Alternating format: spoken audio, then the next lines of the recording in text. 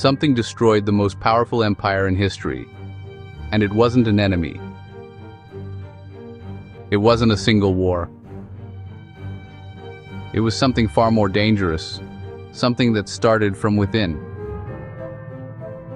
The Roman Empire didn't collapse overnight, it slowly fell apart. And the reason why might be happening again today. Imagine living in the most powerful empire the world had ever seen, an empire with unstoppable armies, advanced cities, and control over lands stretching across 3 continents.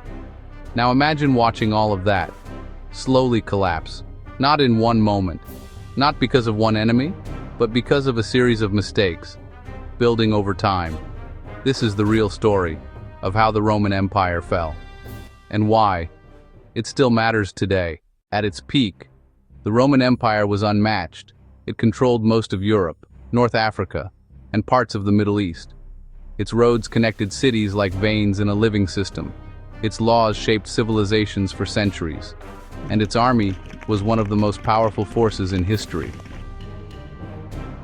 Rome wasn't just a city, it was a system, a machine that looked unstoppable.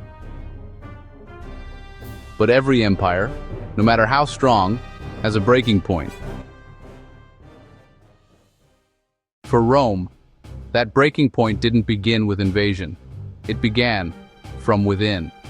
One of the last great emperors was Marcus Aurelius, a leader known for discipline, wisdom, and control. Under his rule, Rome was still strong, still stable, still respected. He believed in duty, in responsibility, in putting the empire before himself. But when he died, everything changed.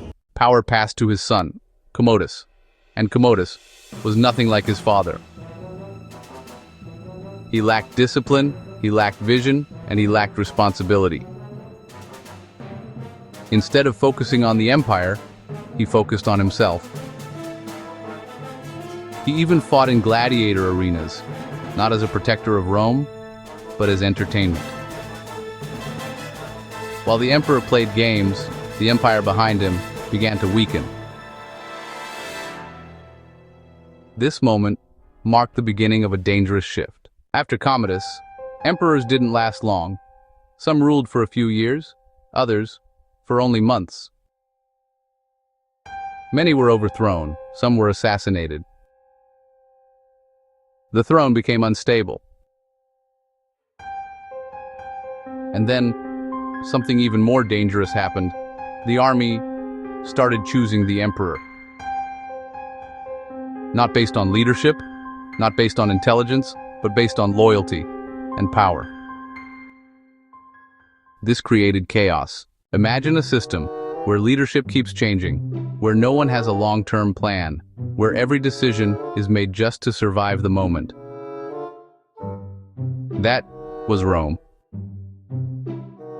Corruption spread everywhere, government positions were sold, bribes became normal, and trust disappeared. The rich lived in luxury, while ordinary people struggled, and slowly, the foundation of the empire began to crack. Then came the next problem. The economy. Rome was spending too much money, especially on the military.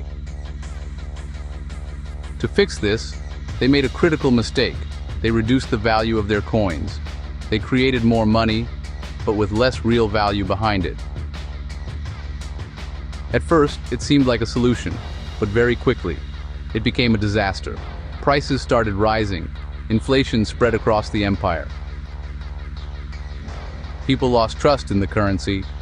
Trade slowed down. Businesses began to fail. Taxes increased, putting even more pressure on the population.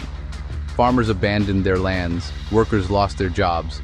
The economy, once strong, became weak.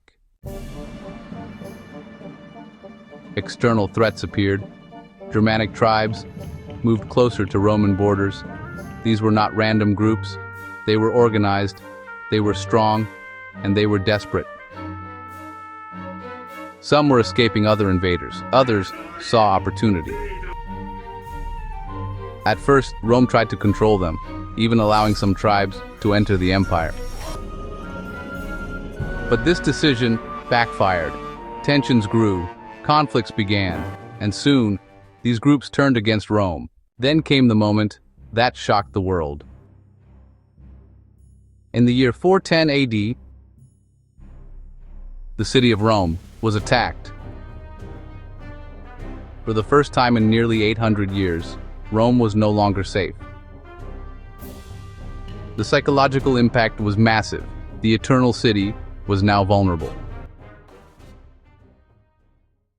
And after that, everything began to fall apart faster. Territories were lost, power weakened, control disappeared, the empire was collapsing. And finally, in the year 476 AD,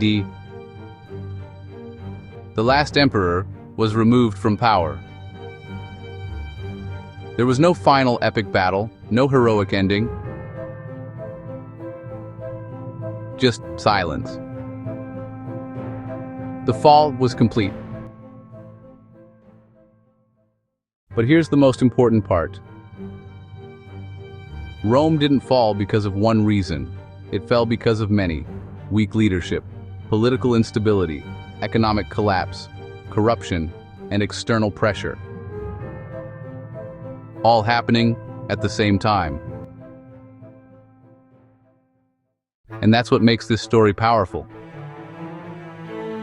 Because it's not just about Rome, it's about a pattern, a warning. Any system, any country, any empire